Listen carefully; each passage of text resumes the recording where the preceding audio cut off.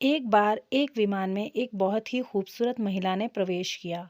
विमान में चढ़कर जब महिला अपनी सीट के पास गई तो उसे अपने बाजू वाली सीट पर एक विकलांग व्यक्ति नजर आया, जिसके दोनों हाथ कटे हुए थे। महिला को उस विकलांग व्यक्ति को देखकर काफी घिन हुई। उसने आवाज देकर एयर होस्टेस को बुलाया और अपनी सीट बदलने के लिए आग्रह करने लगी। एयर होस्टेस ने महिला से सीट बदलने का कारण पूछा तो महिला बोली, मैं ऐसे व्यक्ति के पास बैठकर सफर नहीं कर सकती जिसके दोनों हाथ नहीं हैं। मैं इस व्यक्ति के प्रति सहज नहीं हूँ। मैं इस व्यक्ति के पास बैठकर यात्रा नहीं कर सकती, इसलिए प्लीज आप मुझे कोई और सीट दे दीजिए। दिखने में शांत और पढ़ी लिखी महिला के इस तरह के व्यवहार पर एयर होस्टेस अचंभित हुई। एयर होस्टेस ने चारों तरफ देखा लेकिन कोई भी सीट खाली नहीं थी।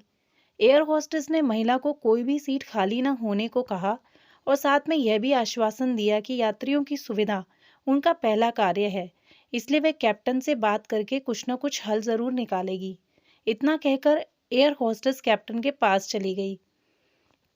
कुछ देर बाद एयर होस्टेस वापस आई और महिला से बोली, मैडम, आपको हुई असुविधा के लिए मैं आपसे माफ़ी चाहती हूँ, लेकिन फिलहाल इस पूरे विमान में एक ही सीट खाली है, जो कि बिजनेस क्लास की है। जैसा कि मैंने आपको बताया कि हमारी कंपनी का प्रथम उद्देश्य यात्रियों की सुविधा का ख्याल रखना है, इसीलिए हम हमारी कंपनी के इतिहास में पहली बार किसी इकोनॉमी क्लास के यात्री को बिजनेस क्लास में बिठाने जा रहे हैं।